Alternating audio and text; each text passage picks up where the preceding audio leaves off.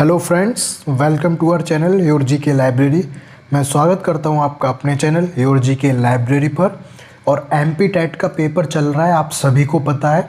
जिसने फॉर्म भरा हुआ है, फिल किया है, उसे तो पता ही होगा। अच्छा, ये वर्ग 3 के एग्ज़ाम हो रहे हैं, तीसरे वर्ग के, और ये 5 मार्च से शुरू हो गए थे।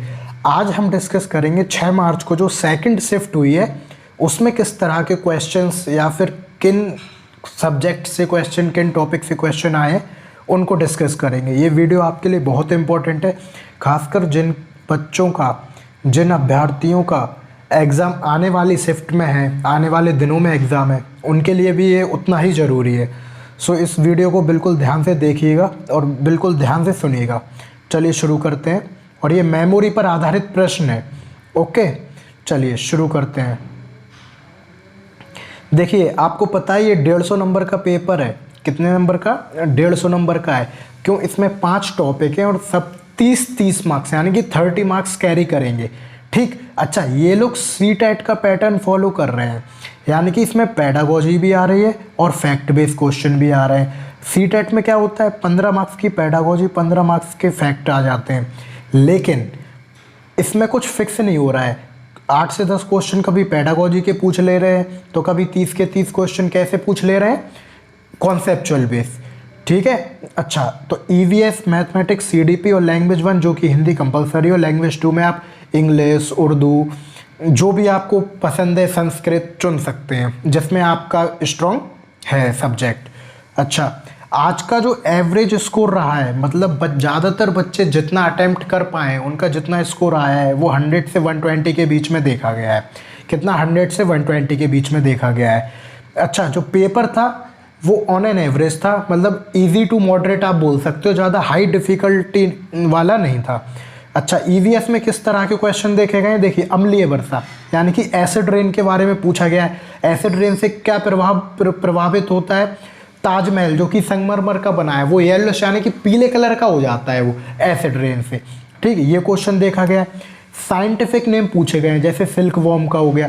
तो मेरा आपको सजेशन है कि आप साइंटिफिक नेम जैसे प्लांट के, एनिमल्स के, फ्रूट्स के, ये सारे साइंटिफिक नेम रट के जाएँ, पढ़ के जाएँ।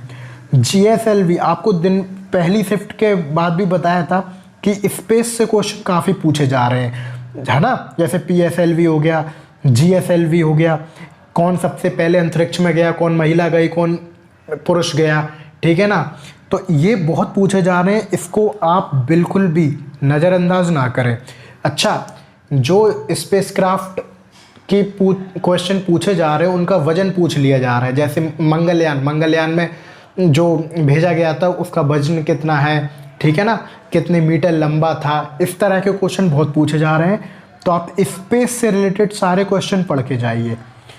क्रिकेट की पिच की लंबाई, अब देखिए ये लोग खेल कूद पे आ गए हैं। आपके सिलेबस में है ये खेल कूद, ठीक है ना। तो खेल कूद के जो टर्म्स होते हैं ना, कभी कभी दे देंगे कि कैच, जो कैच टर्मिनोलॉजी है वो किस गेम से रिलेटेड है, तो कैच कहाँ में होता है? क्रिकेट में खेलते हैं। गोल हॉकी में होता है, ठीक है।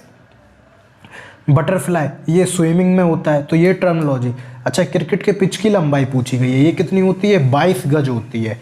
ठीक है। तो आप खेल से रिलेटेड जितने भी टर्म्स उसमें यूज़ होते हैं, जितनी मोस्ट इंपॉर्टेंट फैक्ट होते हैं, उनको पढ़ के जाइए। ये आपको लूसेंट में मिल जाएगा, क्योंकि एमपी का पेपर लूसेंट में अधिकतर मिल जाता है। क्रिकेट की बॉल का वजन, देखिए बॉल का वजन पूछ लिया कितना होना चाहिए। इंडियन रॉबिन के क्वेश्चन आए थे। बर्ड का वैज्ञानिक नाम, देखिए अभी मैंने बताया। पक्षियों का, एनिमल का, जैसे टाइगर का पैंथरस टाइग्रस बोलते हैं। आम का, यानी कि फलों का, मैजिफेरा इंडिका नाम है इसका। तो पक्षियों के, फलों के, एनिमल्स के, ये साइंटिफिक नेम आप याद करके जाइए।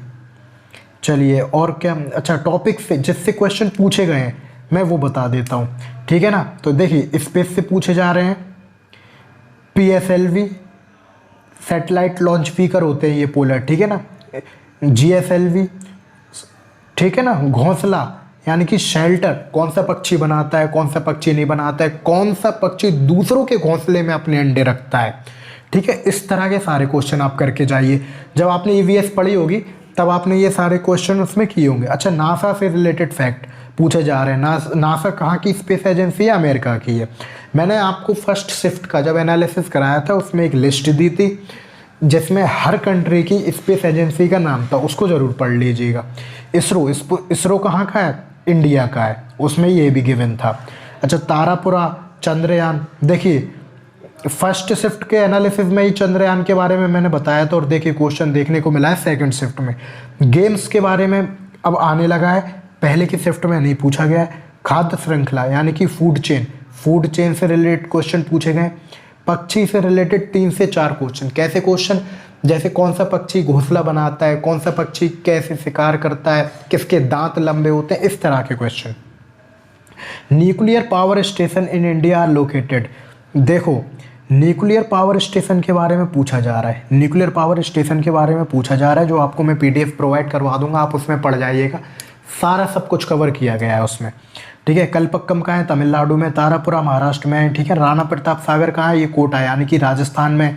देखो राणा में रा आ रहा है, राजस्थान में रा आ रहा है, ऐसे रख लो आप। MT से रट लीजिए क्या? महाराष्ट्र, तारापुरा हो गया, ठीक ऐसे। अच्छा, और देखिए कैगा कहाँ है? कर्नाटक में है, ठीक। अच्छा, भारत में परमाणु ऊर्जा केंद्र स्थित, ये वही चीज़ हिंदी में बताई गई है। तमिलनाडु, महाराष्ट्र, इनके बारे में पूछा गया है। तो मेरी आपको सलाह है, मैं आपको PDF प्रोवाइड कराऊंगा टेलीग्राम चैनल पे, ठीक है ना। तो या फिर मैं एक वीडियो और लाऊंगा जिसमें ये सारे डिस्कस कर लूँगा एक बार में, तो आपको लर्न हो जाएंगे अच्छे से। बाकी आप जहाँ भी ये हैं, जहाँ भी ये ऊर्जा केंद्र हैं, परमाणु ऊर्जा केंद्र हैं, वो बिल्कुल एक बार उन पर नज़र मार लीजिए, क्या पता किस स्टेट का कहाँ पूछ लें। चलिए आगे बढ़ते हैं। CDP में किस तरह के क्वेश्चन पूछे गए? देखिए शिक्षा का क्या अर्थ होता है? Meaning of education. व्यक्तित्व से यानी कि पर्सनैलिटी से एक प्रश्न आया था। गर्भावस्था से बच्चा सबसे पहले क्या सीखता है? बोलना, लिखना, सुनना, पढ़ना, क्या सीखता है? ये पूछा गया है। जीन पियाजे, देखो पियाजे हो गया, वाइगोत्स्की हो गया, इनके सिद्धांत तो बहुत इंपॉर्टेंट है, इनको पढ़ के ही जाइए, ठीक। अच्छा, जो स्टेजेस होती हैं, पहले चाइल्ड, ठीक है, बच्चा जब पैदा होता है, फिर चाइल्डहुड, एडल्ट, ऐसे एडोलेसेंस, एडल्ट बनता है, तो उसकी स्टेजेस में क्या क्या चेंजेस आते हैं, कौन सी एक्टिविटी किस स्टेज में करता है, ये बिल्कुल पढ़ के जाइए। और पहले के शिफ्ट में NCF पूछा गया है 2005, इधर पूछा गया राइट टू एजुकेशन 2009 से क्वेश्चन आने शुरू हो गए हैं। जैसे कि मैंने आपको बताया मैथमेटिक्स में लेवल जो है वो इजी से मॉडरेट आ रहा है, इतना हाई नहीं आ रहा है, बहुत बेसिक क्वेश्चन आ रहे हैं और लैंग्वेज बेस्ड क्वेश्चन आ रहे हैं, कैलकुलेटिव आ रहा है पर पेपर, ठीक। डिविजिबिलिटी के रूल के बेस पे आ रहे हैं, जिसमें आप 3, 7, 9, 18, 24, 26 की डिविजिबिलिटी रूल करके जाइए, ठीक है। औसत यानी एवरेज से 2 से 3 क्वेश्चन देखे गए हैं। स्क्वायर के डायगोनल, तो मैंने बताया था मेंसुरेशन और एरिया, यानी कि एरिया पैरामीटर वाले आप सब्जेक्ट करके जाएं, उनके एटलीस्ट फॉर्मूले तो देख ही लेना, ठीक है ना, ताकि आपसे कोई भी क्वेश्चन मिस ना हो। फ्रैक्शन, ये फ्रैक्शन लिखा हुआ है, ये एक्चुअली ए था, तो फ्रैक्शन से यानी कि भिन्न से क्वेश्चन पूछे जा रहे हैं, ठीक है ना। अच्छा, उसने असेंडिंग ऑर्डर में लगाना, डिसेंडिंग ऑर्डर में लगाना, ठीक है। बच्चों को भिन्न फ्रैक्शन पढ़ाने का सबसे अच्छा तरीका क्या है, ये क्वेश्चन पूछा गया है, ठीक है। तो आप कैसे बताएंगे बच्चों को? आयु, एज से पूछे गए हैं। अनुपात यानी कि रेशियो से क्वेश्चन देखने को मिला था। फॉर्मूला बेस्ड क्वेश्चन 2D और 3D, मैंने आपको पहले की शिफ्ट में भी बोला था, फिर बोल रहा हूँ कि मेंसुरेशन से क्वेश्चन आ रहे हैं और ये बेसिक क्वेश्चन आ रहे हैं, जैसे ट्राइंगल का एरिया पूछ लेंगे, क्वाड्रिलेटरल का एरिया पूछ लेंगे, इस तरह से बहुत फॉर्मूला बेस्ड क्वेश्चन आ रहे हैं, तो फॉर्मूले आपको एटलीस्ट लर्न होने चाहिए। HCF और LCM, आरोही अवरोही यानी असेंडिंग ऑर्डर में लगाना, डिसेंडिंग ऑर्डर में लगाना, ठीक। HCF और LCM निकालना आपको आना चाहिए। प्रतिशत से भी क्वेश्चन पूछा गया है सेकंड शिफ्ट में, ठीक है। अच्छा, पेडागोजी, मैथ्स में देखो 30 मार्क्स का आना है, तो इसमें क्या है 8 से 10 क्वेश्चन पेडागोजी के देखे गए हैं, तो पेडागोजी भी आ रही है, ठीक है। अच्छा, लैंग्वेज 1 यानी कि हिंदी की बात करें तो उसमें उपसर्ग से क्वेश्चन आया है, प्रत्यय, तत्सम, तद्भव, समास और पर्यायवाची से भी आया हुआ है क्वेश्चन, ठीक है। अलंकार, छंद, इन सबको आप थोड़ा थोड़ा देख के जाइए, लेकिन इजी आ रहा है, इतना टफ आ नहीं रहा है, तो आप कर लेंगे आराम से। और लैंग्वेज 2 की अगर बात करें, इंग्लिश की, इंग्लिश में article, preposition, opposition word, opposite word होते हैं ना। पोएम, पोएम आ रही है। Fill in the blanks, adjective और part of speech. Part of speech क्या होते हैं बताइए, पार्ट ऑफ स्पीच क्या होते हैं? Noun, pronoun, verb, adverb, adjective, ऐसे, ठीक है ना। तो इनसे क्वेश्चन आ रहे हैं, लेकिन बहुत बेसिक क्वेश्चन आते हैं, कोई बहुत बड़ी बात नहीं है, इतना तो आप पढ़ के चलते ही हो, ठीक है ना।